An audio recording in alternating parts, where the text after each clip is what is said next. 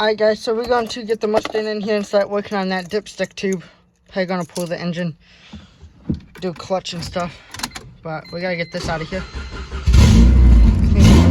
Clean the garage up. This thing hasn't ran in a week or two. But yeah, let's get this to the back barn and we'll get the Mustang in here. Alright guys, so we got the garage pretty much clean. Jeep over here.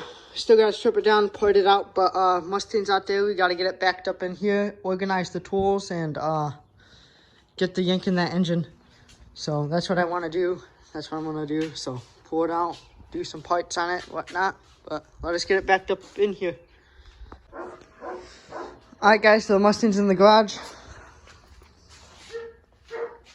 Decently parked in here. Should have enough room to get the engine out. Now I'm going to go get a game plan together and we're going to start pulling it. Alright guys, so I'm going to take the hood off here because we're going to pull this engine like I've been saying. Hood's going to come off, battery's going to come out, drain the radiator fluid and this, but let's get the hood off, battery out, and the intake out. Then we go from there. Alright guys, so far pulling this engine, I got the battery off, the air intake off, got the throttle cables taken off. Most of the wires I can see that's gonna have to be taken off on the top up here. I think this side's pretty much done except lower stuff like radiator hose, and I see something else down there. And then I'm on this side working. I got the this connector unhooked up there. I'm pretty sure it's for spark, maybe for the injectors. It goes down below here. And that's where I'm at so far. I'll update you guys here in a second. Alright guys, so draining the radiator fluid and it's brown. So that's a bad sign. Something going on. I gotta take that cap off, but it was going everywhere, so I just let it drain as slow as it can. I got all these wires tucked up there, like I said. I gotta get a fuel thing to get that fuel line off. And there's like 2 more things on the back of the engine. And then I think I gotta do a couple things on the bottom of the engine and start messing with the tranny. I'm gonna watch some videos tonight of people that's done this before and see how hard it is to do it with the tranny and engine connected. So we may split them, we may not. I don't know yet. But if you guys can see, that's pretty brown. Probably need a new water pump and stuff when we do this, but alright, that's probably going to be all I do for today. We'll get back at this tomorrow, but it'll be in the same video.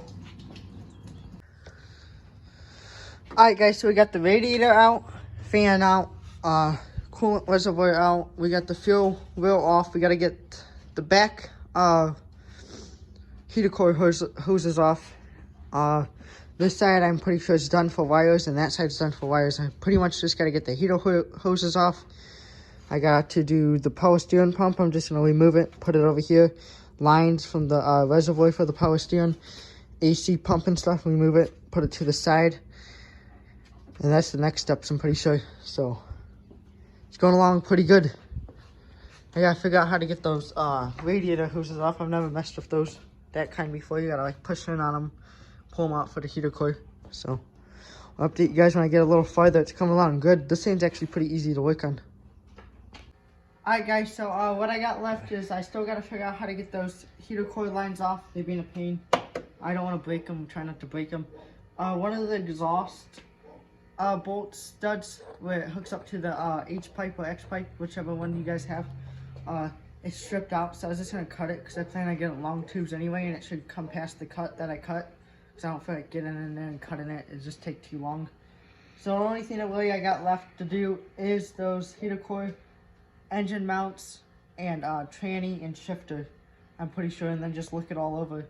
But I'll get back to you guys when I start to hook up the engine hoist. Alright guys, so we broke some stuff trying to get it, but we got it coming out. Everything was unhooked. I did a good job there, but if it goes back, when it goes back in, the subframe has to come back off. We gotta replace everything that broke. This engine's probably not gonna be in this car for a little while, because I guarantee there's a lot broke. But that's okay.